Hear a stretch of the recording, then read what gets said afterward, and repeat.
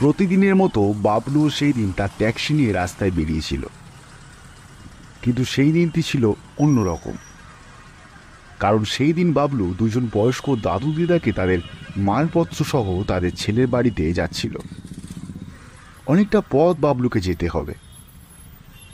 বাবলুর প্রথমে একদমই ইচ্ছা ছিল না অত পথ যাওয়ার, তবে যাই হোক, বয়স্ক দুটি মানুষ ট্রেনে করে যেতে পারবে না বলে, আর তাছাড়াও ভাড়াটাও অনেকটা বেশি ছিল বলে বাবলু শেষ পর্যন্ত রাজি হয়ে গেল। বয়স্ক দাদু দিদার সমস্ত মালপত্র ট্যাক্সির ডিকিতে তুলে সে রওনা হলো তার গন্তব্যস্থলে।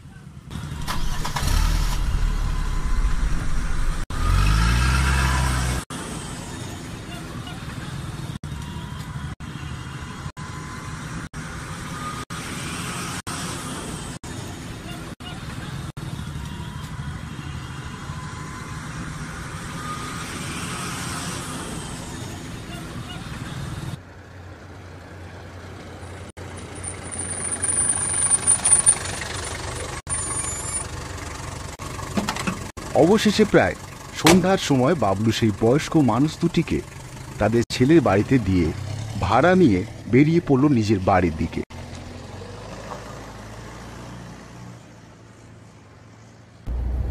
অন্যদিনে তার বাড়ি যেতে প্রায় 10টা থেকে 11টা বেজে যায়, কিন্তু আজ অনেক রাত হয়ে যাবে ভেবেই সে তার ট্যাক্সিটিকে তাড়াতাড়ি চালাতে থাকলো।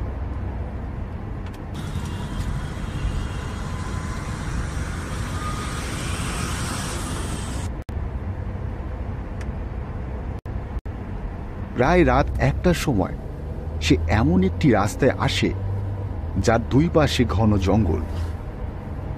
সারা রাস্তা ঘুটঘুটে অন্ধকারে ঘেরা, শুধু তার ট্যাক্সির আলোটা সেই অন্ধকার রাস্তার উপর এসে পড়ল। সে ট্যাক্সি চালাতে চালাতে একবার করে দুদিকে জঙ্গলের দিকে তাকাতে থাকলো। কিছু সময় এরকম চলার পর সে লেফট কাট নিল।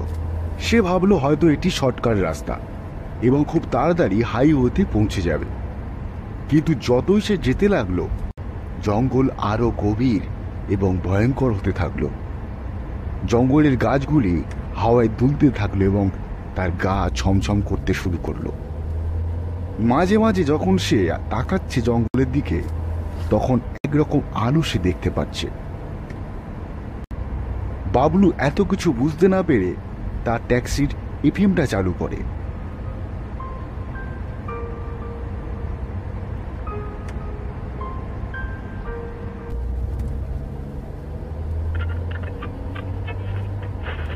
এরকম ভাবে কিছু সময় কাটার পর তার ট্যাক্সির এফএমটা ডিস্টার্বিং হতে শুরু করে, তাই বাবলু সেটিকে বন্ধ করে দেয়। তার কেমন যেন ভয় হতে থাকে এবং সে তার ট্যাক্সিটিকে আরো স্পিডে চালাতে থাকলো। আর যখনই সে মাঝে মাঝে দুদিকের জঙ্গলে তাকায়, তখনই সে সেই আলো দেখতে পায়। কিন্তু হঠাৎই বাবলু দেখে একজন ট্রাফিক পুলিশ রাস্তার মাঝখানে দাঁড়িয়ে হাত দেখিয়ে ট্যাক্সিটি থামানোর জন্য ইশারা করছে, কিন্তু গাড়ি অত্যন্ত স্পিডে থাকার বাবলু সময় মতো ট্যাক্সিটিকে থামাতে পারেনি এবং সেই পুলিশটিকে নিজের গাড়ির চাকায় পিষে ফেলল। কিছু দূর গিয়ে যখন তার গাড়িটা থামলো, তখন সে প্রায় ভয় কাট। সে মনে মনে ভাবতে লাগলো, এই যে সে কি করে ফেললো। সে আজ প্রায় 4 বছর ট্যাক্সি চালাচ্ছে, কিন্তু এমন ঘটনা সে কোনো দিন ঘটায়নি। সে তাড়াহুড়ো করে যখন গাড়ি থেকে নামলো, তখন সে পেছনে দেখলো রাস্তায় কোনো বডি পড়েই নেই। তার তখন অত্যন্ত ভয় হলো এবং সে তাড়াতাড়ি গাড়িতে উঠে গাড়ি স্টার্ট দিয়ে তার ভিউয়ার মিররে দেখল ঠিক তার ট্যাক্সি পেছনের সিটে গায়ে রক্ত মাখা সেই ট্রাফিক পুলিশ বসে আছে। সে যখন গাড়ি দরজা খুলে পালাতে যাবে, তখনই সেই পুলিশটি তার ভয়ঙ্কর কাটা গলা নিয়ে বাবলুর গলা 2 হাত দিয়ে চেপে ধরল। অতি কষ্টে বাবলু সেখান থেকে গাড়ির দরজা খুলে সোজা জঙ্গলের ভেতরে দৌড় দেয়। সে যতই জঙ্গলের গভীরে প্রবেশ করতে লাগলো, সেই আলো তার চোখে আরো স্পষ্ট হতে থাকলো। সে দৌড়ানো বন্ধ করল না। হঠাৎ সে দেখতে পেল একটি বড় গাছের উপর বিভৎস একজন চেহারার মানুষ তার বড় বড় দুটো পা ঝুলিয়ে বসে আছে, আর তার চোখ থেকে সেই আলো বের হচ্ছে। বাবলু ভয় পিছু পা হতেই শুকনো একটা গাছের ডালে পা পড়ল, এবং সঙ্গে সঙ্গে সেই ভয়ঙ্কর দেখতে মানুষটি তার দিকে তাকিয়ে বড় এক জিভ বের করে তার দিকে এক লাফ দিয়ে গাছ থেকে নেমে তাকে তাড়া করল। সেই ভয়ঙ্কর প্রেতাত্মার তাড়া খেয়ে সে জোরে দৌড়াতে থাকলো। সারা জঙ্গলের গাছগুলি তখন হাওয়ার জোরে জোরে দুলতে লাগলো। এরকম কতক্ষণ সে দৌড়েছে তার ঠিক মনে নেই, কিন্তু কিছুক্ষণ পর সে হাইওয়েতে পৌঁছে গেল। প্রচন্ড ভয়ে দৌড়াতে দৌড়াতে সে একটি চা দোকানের সামনে এসে পড়ল। চা দোকানদার তাকে এরকম অবস্থায় দেখে অবাক হয়ে জিজ্ঞেস করল, আপনার কি হয়েছে? আপনি এত হাঁপাচ্ছেন কেন? বাবলু তারপর তার সাথে ঘটা সমস্ত ঘটনা বলাতে তিনি কিছুটা গম্ভীর হয়ে গেলেন। তারপর তিনি ধীরে ধীরে বলতে লাগলেন, তোমার ভাগ্য খুব ভালো বাবা, আজ হয়তো তোমার অনেক বড় ক্ষতি হয়ে যেত, কিন্তু ঈশ্বরের কৃপায় বেঁচে গেলে বাবা। বাবলু অবাক হয়ে জিজ্ঞেস করলেন, কেন? কি রহস্য লুকিয়ে আছে ওই ঘন জঙ্গলের ভিতর?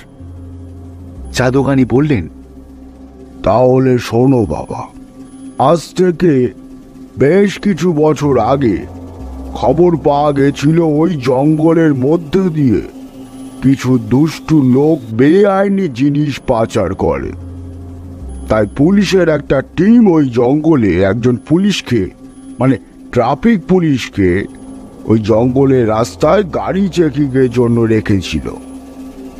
এরকমই একদিন ওই পুলিশটি বাইক সহ দুজন যাত্রীকে ধরেছিল এবং তাদের লাইসেন্স দেখাতে বলে। তারা দেখায় না এবং তাদের মধ্যে তর্কাতর্কি চলতে থাকে। এহেন অবস্থায় একজন সেই পুলিশম্যানের গলায় ছুরি দিয়ে আঘাত করে এবং বাইক নিয়ে পালিয়ে যায়, এবং অন্যজন পালানোর জন্য সেই জঙ্গলের পথ বেছে নেয়। পরবর্তীকালে অবশ্য সেই খুনিকে ধরে ফেলতে সক্ষম হয়েছিল পুলিশ, কিন্তু তার সঙ্গীর কোনো খোঁজ আজও পায়নি কেউ। তবে এই ঘটনার পরই অনেক অদ্ভুত ঘটনা শোনা যেত ওখান থেকে আসা গাড়ি চালকদের মধ্যে।